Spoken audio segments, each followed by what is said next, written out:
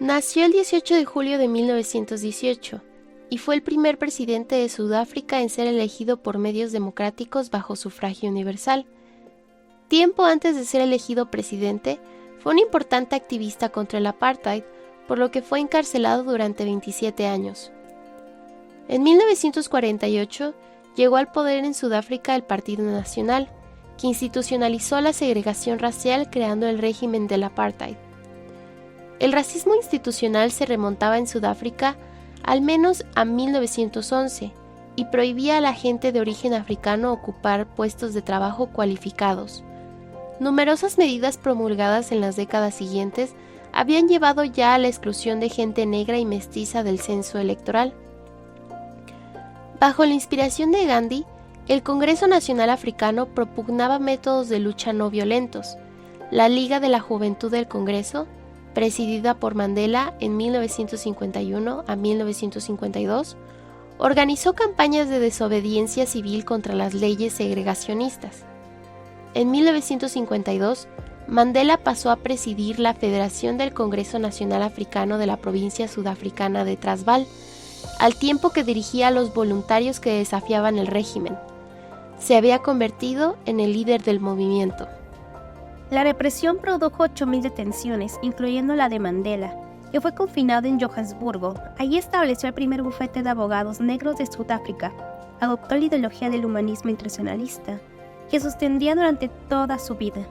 En 1955, cumplidas sus condenas, reapareció en público, promoviendo la aprobación de una Carta de la Libertad, en la que se plasmaba la aspiración de un Estado multirracial, igualitario y democrático, una reforma agraria y una política de justicia social en el reparto de la riqueza. El endurecimiento del régimen racista llegó a su culminación en 1956, con el plan de gobierno de crear 7 reservas o bastunanes. El Congreso africano respondió con manifestaciones y boicoteos que condujeron a la detención de la mayor parte de sus dirigentes. Mandela fue acusado de alta traición, juzgado y liberado por parte de pruebas en 1961.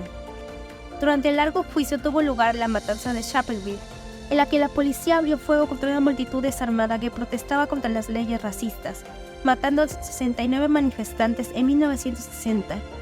La matanza aconsejó al gobierno declarar el estado de emergencia, en virtud del cual arrestó a los líderes de la oposición negra.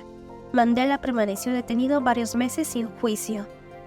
En 1961, Mandela fue elegido secretario honorario del Congreso de Acción Nacional de toda África, un nuevo movimiento clandestino que adoptó el sabotaje como medio de lucha contra el régimen de la recién proclamada República Sudafricana.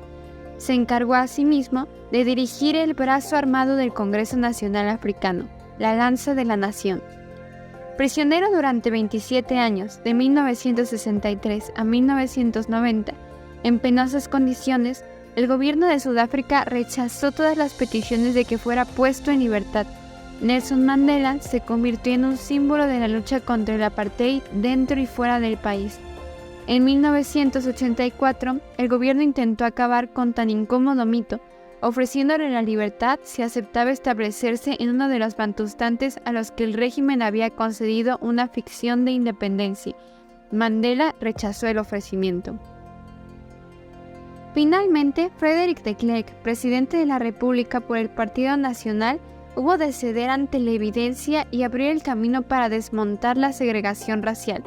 En febrero de 1990, legalizó el Congreso Nacional Africano y liberó a Mandela, que se convirtió en su principal interlocutor para negociar el desmantelamiento del apartheid y la transición a una democracia multirracial. Mandela y de Klerk compartieron el Premio Nobel de la Paz en 1993. Las elecciones de 1994 convirtieron a Mandela en el primer presidente negro de Sudáfrica, 1994 a 1999. Desde ese cargo puso en marcha una política de reconciliación nacional.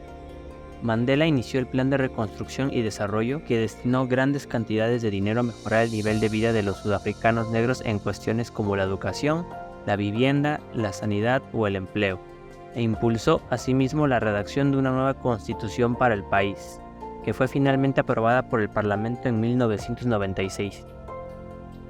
Un año después se dio la dirección del Congreso Nacional Africano a Thabo Mbeki, destinado a convertirse en sucesor en la presidencia.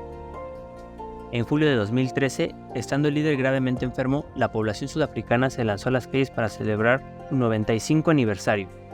Después de haber recibido más de una centena de premios por más de 4 décadas, Mandela se mantuvo casi hasta su muerte, el 5 de diciembre de 2013. Su misión fue luchar contra las injusticias y las desigualdades, principalmente generadas por el racismo, presidiendo así en el primer gobierno que pondría fin al régimen racista.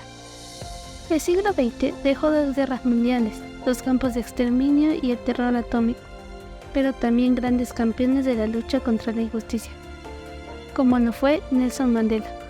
Su figura ha entrado en la historia como encarnación de la lucha por la libertad y la justicia, y como símbolo de toda una nación, a quienes ayudó, pese a que la lucha de Mandela fue mucho más enfocada contra la segregación racial, terminó siendo una lucha humanitaria. Empezó ayudando a los africanos marginados y terminó siendo inspiración para muchas fundaciones y grupos que se comparten la misma misión y que hasta el día de hoy siguen ayudando a muchas personas.